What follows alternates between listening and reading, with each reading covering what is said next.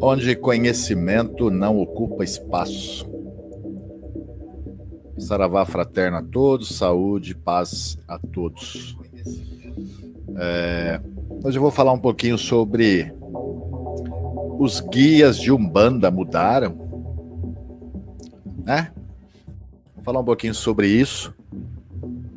Eu acho muito importante. Vou trazer alguns conceitos baseado no método chão de terreiro, naquilo que eu acredito, naquilo que eu sigo, né?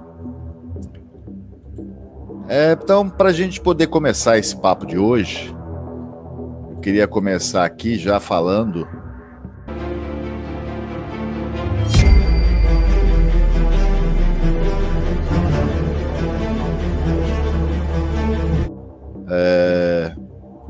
do conceito, né? Conceito para a gente poder entender, para a gente poder discutir e se basear num caminho e descortinar um pouco essas coisas que a gente ouve tantos falarem por aí, tanta gente falando,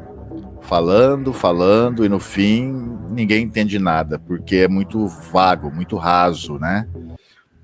E eu estou tentando trazer algumas lives em conhecimento um pouco mais elevado, um pouquinho mais aprofundado, né?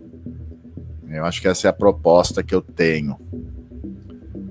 É tanta porcaria que tem aí na internet, perdão, eu não ia manter essa linha, né? Mas tanta porcaria e o povo vai. E as pessoas que querem trazer coisas sérias precisam ser valorizadas também, auxiliadas, ajudadas, né?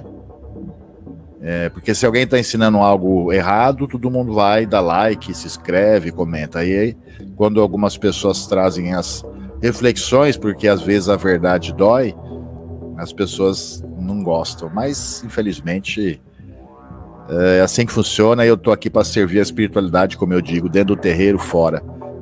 Então, quem quiser, de certa forma, poder abrir a mente para refletir um pouco, né, que eu sempre falo isso, a gente tem que sair um pouco fora da caixinha, a gente precisa realmente estudar um pouco, se aprofundar para a gente poder esclarecer as dúvidas, e porque não dá mais, né, a gente também ficar preso a um dogma, porque é assim, é assim, é assim, mas você tem que entender, né, eu venho falando isso, se você está numa religião, você está em busca de se descobrir como ser humano, como pessoa, qual o seu papel aqui nesse planeta, entendeu? Então, a gente precisa se conhecer para poder conhecer, né, o universo e conhecer as forças divinas, né? Mas obrigado a vocês que estão aí participando, um grande abraço a todos. Bom, então, já parte daí, né? Eu falei dogma. Dogma é uma questão que é indiscutível, né? Então, assim, nem tudo é indiscutível, mas aí já vou entrar num outro conceito que eu acho que é importante eu trazer os conceitos para eu poder falar o meu pensamento sobre essas questões de inovação, né, de algumas coisas que vêm aí ocorrendo e a gente precisa realmente entender. Então, para eu poder conversar um pouco sobre o que eu penso sobre o método chão de terreiro, eu preciso trazer conceitos, né?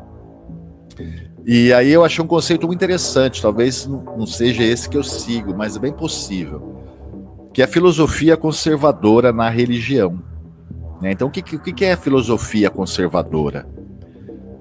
Então, para mim, a filosofia conservadora na religião, ela é uma abordagem que busca manter e preservar as tradições, os valores e princípios fundamentais de uma determinada religião.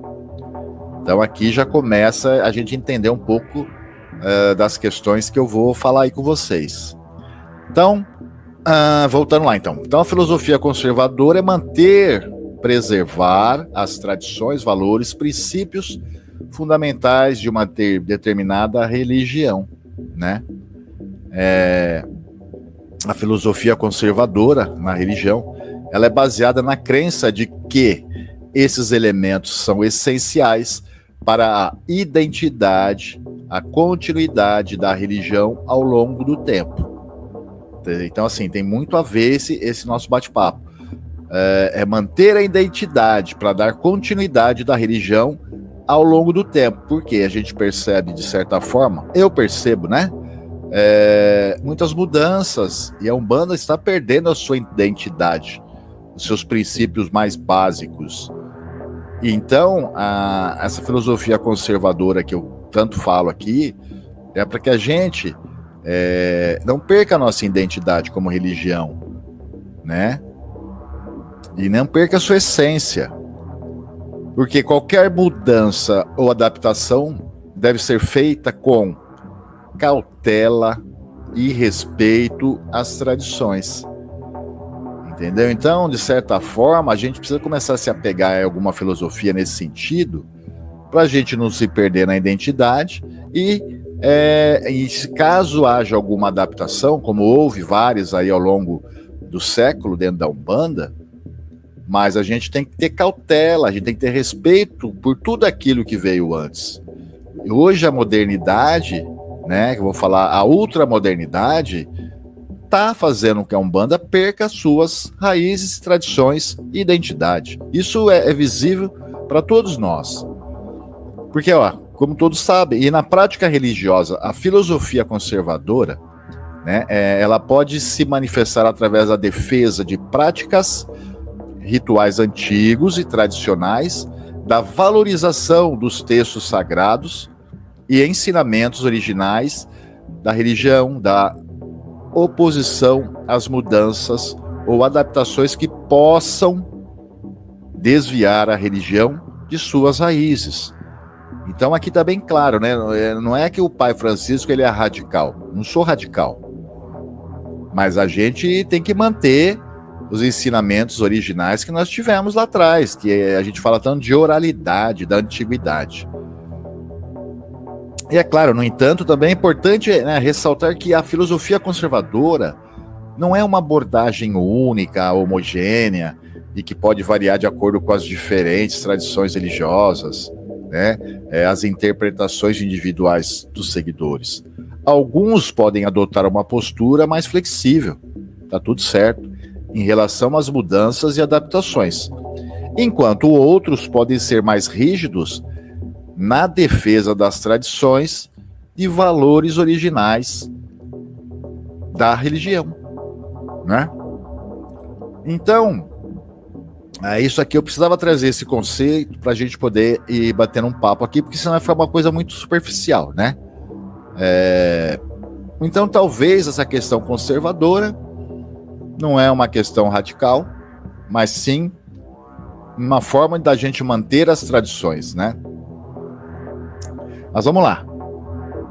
E aqui vem outra coisa, que a gente fala tanto de princípio, né? Quais são os princípios da filosofia? Não é isso? Os princípios. Eu sigo princípios, como eu falei, para mim, Umbanda, eu sigo princípios de Jesus, cristão, não da católica, lógico que existe uma parcela do catolicismo dentro da Umbanda, como outras que vocês sabem. Mas aí entra, o que é princípio na filosofia de uma forma básica? Porque no âmbito filosófico, os princípios, enquanto regidos pelas leis morais, são valores que o indivíduo considera adotar de acordo com o que diz a sua consciência. Princípios são valores, né, individuais, que a gente adota a partir da nossa consciência como certo ou errado. Beleza? Então a gente entrou aqui nos conceitos. E aí entra o que é doutrina também, não é? Que a gente ouve falar, mas a minha doutrina, a minha doutrina, a minha doutrina. A doutrina é definida como um conjunto de princípios, olha lá, já vem de princípios, que servem de base a um sistema que pode ser literário, filosófico, político e religioso. E da doutrina também pode ser uma fonte do direito. Então, olha como está tudo amarrado, conjunto de princípios que serve de uma base para um sistema. Então a gente tem que entender, às vezes, esses conceitos para que a gente possa discutir um pouco sobre a Umbanda, sobre as mudanças e as coisas que vêm ocorrendo, tá? Então, beleza, falamos aqui dos conceitos básicos. Vamos ver se não travou nada aqui. Então a gente agora vai falar um pouquinho do que eu percebo que vem ocorrendo. Eu não sei se vocês também percebem, tá? Gostaria que vocês conversassem, falassem aí no chat, que concordam, não concordam, o que vocês acham, que eu acho que assim a gente consegue evoluir na questão de um bate-papo, né, mais legal, de uma reflexão onde todos possam compartilhar, e é um grande prazer. Aí eu digo, no método chão de terreiro. Então vamos lá que a gente vai entrar agora nas coisas aí do dia a dia. Para mim, então, orixás. Os orixás são como forças da natureza, são luz. Para mim é isso. Para mim é isso a filosofia que eu sigo. Dentro da Umbanda que eu sigo, tá? Aí vem os guias espirituais, que são os espíritos de luz, né? Caboclo, Preto Velho, Criança, Exu, Pombagira, Exu Mirim, Marinheiro, o Boiadeiro, Cigano, Baiano, Zé Pilintra, né? Ele aí, dependendo da sua doutrina ou da sua forma de pensar, o Zé Pilintra ele atua na linha da esquerda, ou ele atua na linha de Baiano, ou ele atua na linha que o dirigente achar por bem. Tá tudo certo. E baianos, eu não sei se eu esqueci algum. Então, basicamente, são esses espíritos que eu entendo que são da tradição de Umbanda, né? Aí vai ter mais um conceito lá para baixo. Aí a gente começa aqui, ó, nos dias de hoje, 2023, que eu, né, coloquei aqui, é Umbanda ultramoderna. O que é isso, pai?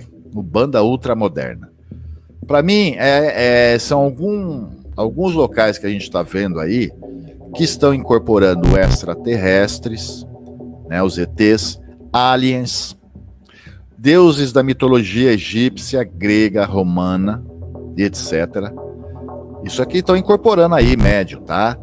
Deuses ou deusas dos cultos de alta magia europeia, demônios da Igreja Católica e neopentecostal, né? Alguns aí estão Chapolin Colorado, Harry Potter, a Cinderela, anjos, né? Tem um que incorpora Jesus e o próprio Criador do Universo. Então, até estava falando com a mãe aqui hoje, coloquei, falta apenas incorporar José, Maria Santíssima, os apóstolos. E aí ela falou, será? Né?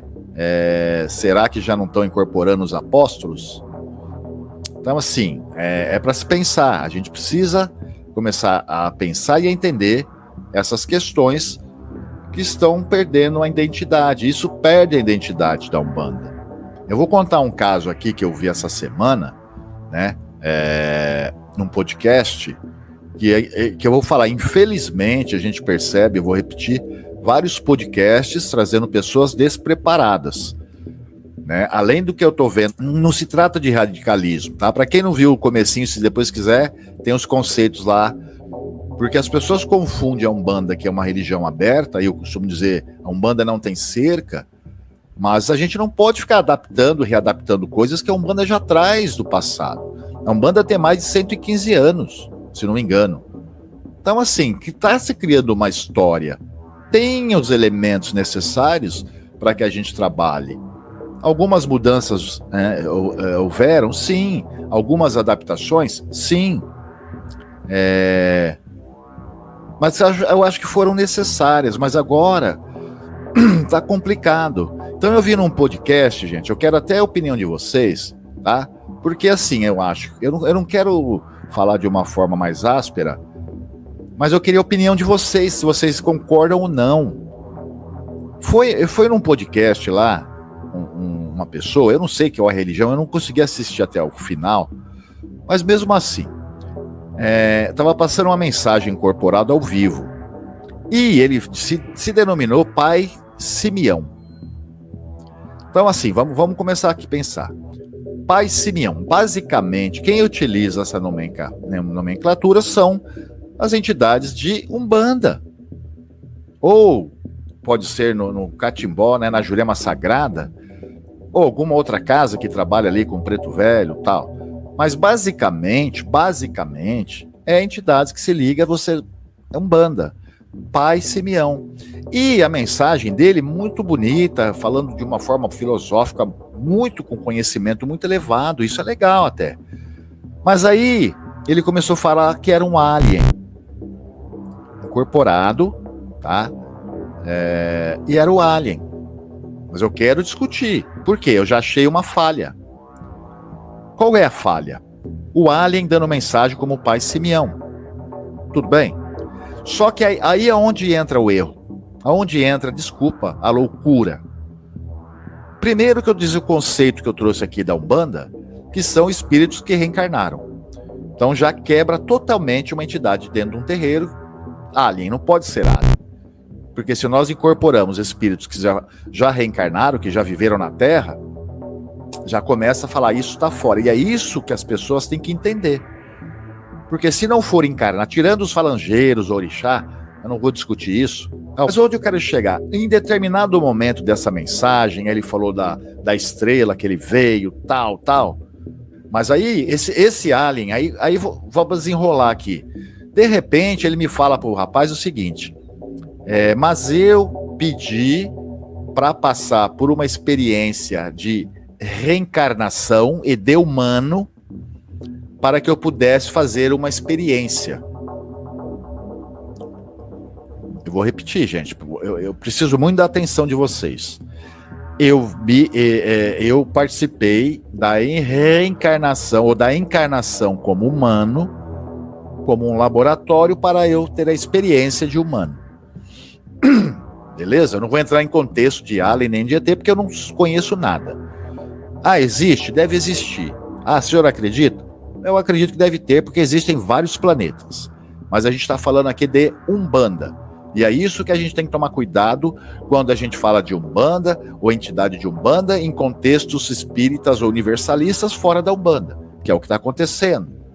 Né? Aquela questão que todo mundo tem Exu, todo mundo cuida de Exu, o cara não é de Umbanda, não é kardecista, não tem um mínimo de entendimento e ele tem o Exu e Pombagira, faz o assentamento, não sabe nem para quê. Então assim, é isso que a gente tem que resgatar. Mas vamos lá desenrolar para vocês entenderem. Em um determinado momento ele fala isso, cara. Aí me chamou a atenção. Porque eu falei, pela minha ignorância, o pouco que eu escuto falar de ET, aí eles estão falando, né, consciências mais elevadas, tudo isso eu acredito. Eu não acho que só existe o planeta Terra. Então são consciências elevadas. A questão de consciência são espíritos, basicamente. Só que alguns falam que existem consciências elevadas que não tiveram forma física. Tudo bem, aqui eu estou me baseando no contexto de Umbanda e no contexto de Kardec, baseado nas obras que explicam um pouco da questão espírita. Então esses seres não têm corpo físico.